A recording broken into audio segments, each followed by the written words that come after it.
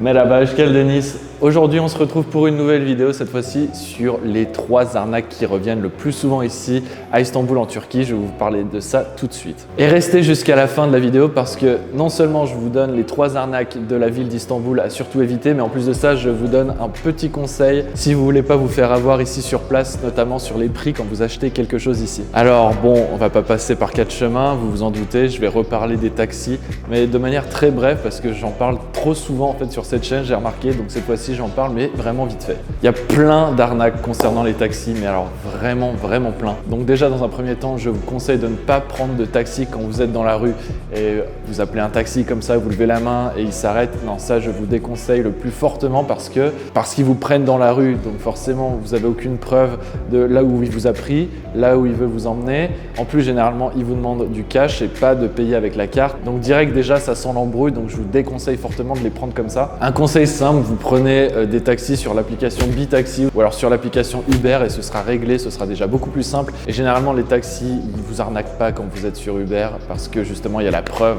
comme je vous disais, de là où vous allez, là où il vous a pris, là où il vous emmène, le tarif, l'heure, etc. Donc voilà, vous embêtez pas à prendre un taxi dans la rue, même si ça peut paraître plus simple.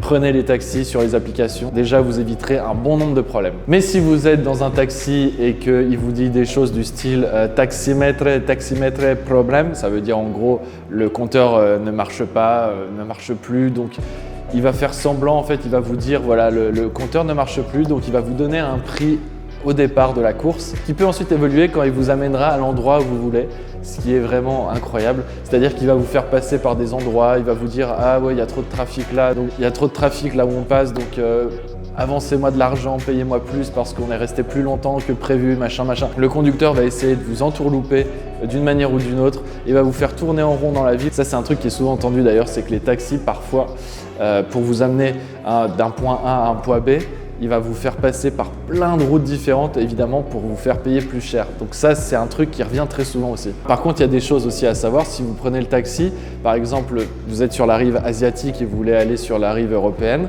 il va prendre soit le tunnel, soit le pont, et là, il y aura une taxe qui va s'ajouter. Pour le coup, c'est pas du tout une arnaque, mais il faut le savoir. Et ça m'est arrivé plusieurs fois quand j'étais dans le taxi. Le mec m'avait pas prévenu et du coup j'arrive donc à l'endroit où je voulais, donc qui était de l'autre côté du Bosphore, donc de la rive asiatique à la rive européenne par exemple, et je vois que je paye 50 livres turques de plus, ce qui est normal en fait, c'est une taxe mais il me l'avait pas dit, donc du coup je me suis senti un peu lésé, je me suis dit mais pourquoi il me fait payer plus? Au final, rien d'anormal. Mais voilà, c'est toujours un bon conseil à prendre. La deuxième arnaque, c'est ces mecs qui baladent dans la rue et qui ont une boîte à chaussures dans la main et qui en fait cherchent des pigeons dans la rue pour vous nettoyer les chaussures. Mais ils auront leur technique bien à eux, je vous explique. En gros, vous baladez dans la ville, le mec avec sa boîte à chaussures va vous voir de loin, il va se rapprocher de vous et une fois qu'il passera devant vous avec sa boîte à chaussures dans la main, il va faire tomber en fait sa brosse devant vous, mais il va continuer sa route.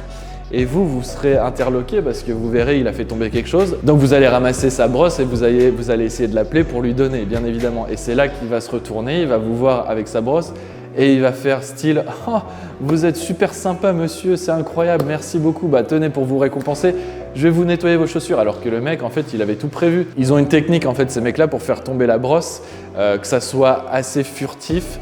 Et tout en continuant leur route, ils savent en plus que les gens, les touristes de manière générale peuvent être naïfs. Ils vont jouer sur la naïveté et la crédulité des gens. Et bon, bah moi ça m'est arrivé une fois dans le quartier de Balat.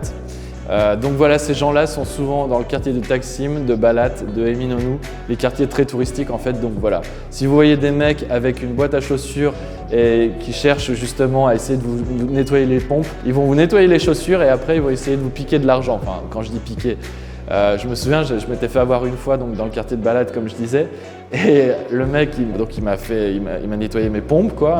Bon, j'étais un peu gêné mais il l'a fait, du coup j'ai pas dit non, voilà, il était assez insistant d'ailleurs. Et ensuite, une fois que c'est fini, il me dit bon, monnaie, cash? Je lui dis ouais, ok.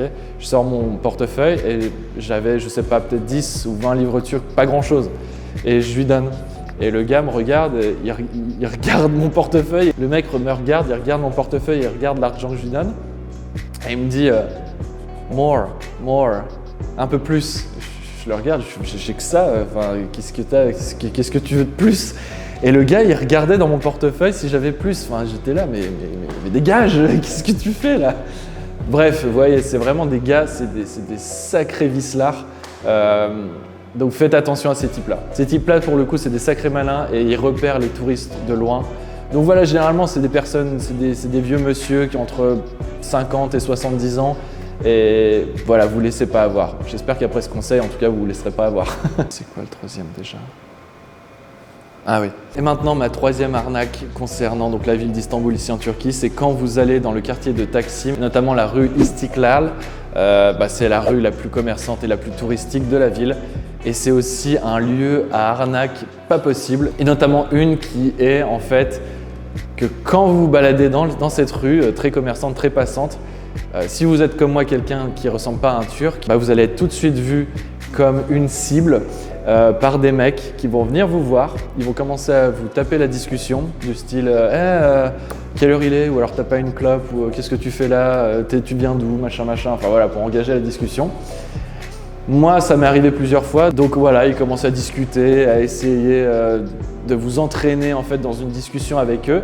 Et en fait, leur but, c'est de vous attirer dans un club ou dans un bar ou dans un restaurant ou voilà, un établissement dans ce style-là. Et ils vont inviter ensuite, une fois que vous êtes dans ce restaurant ou dans ce club ou ce bar, des potes à eux. Donc vous serez avec que des Turcs et vous serez là avec tous ces gens. Et en fait, ces gens, ils seront de mèche avec le mec qui tient le resto, avec le manager, avec le boss du restaurant ou alors du club ou du bar, que sais-je, pour vous soutirer un max de thunes en fait.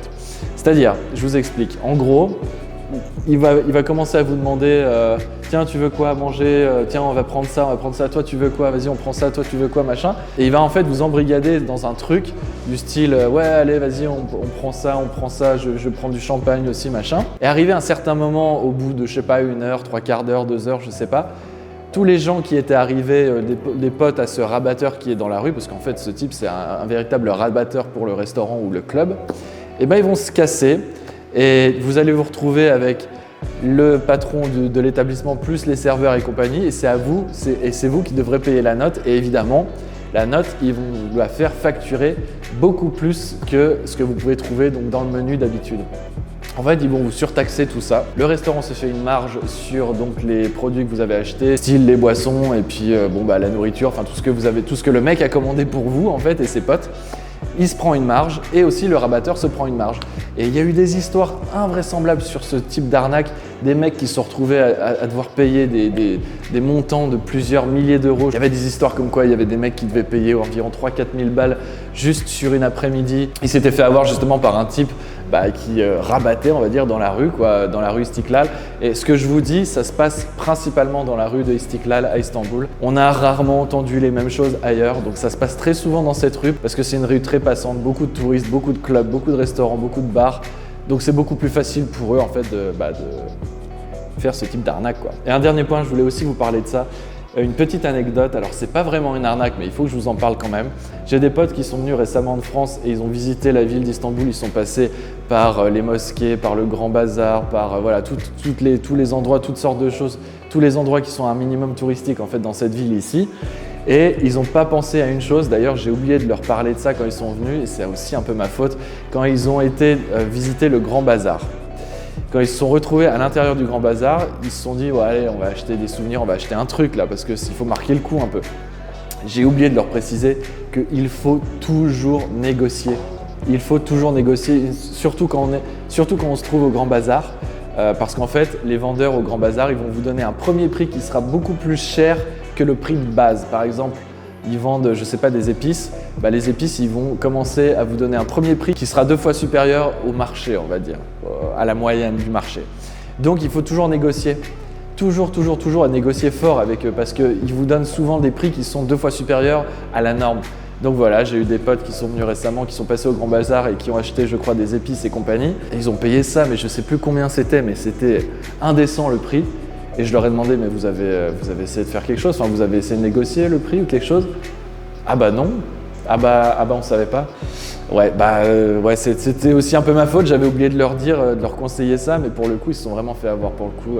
Mais c'est pas vraiment une arnaque, c'est juste une coutume à connaître, on va dire. Parce que c'est la même chose dans les pays maghrébins, je sais que dans les pays maghrébins, quand on va dans le souk, c'est la même chose, on négocie, là ça fonctionne de la même manière. Donc voilà, important à savoir. Voilà, c'était tout pour cette vidéo. Je vous laisse vous abonner, activer la cloche, comme ça vous recevrez toutes les notifications de cette chaîne YouTube. 2 vidéos par semaine, likez, partagez, commentez la vidéo. Je vous dis donc à une prochaine vidéo. Gulé, gulé.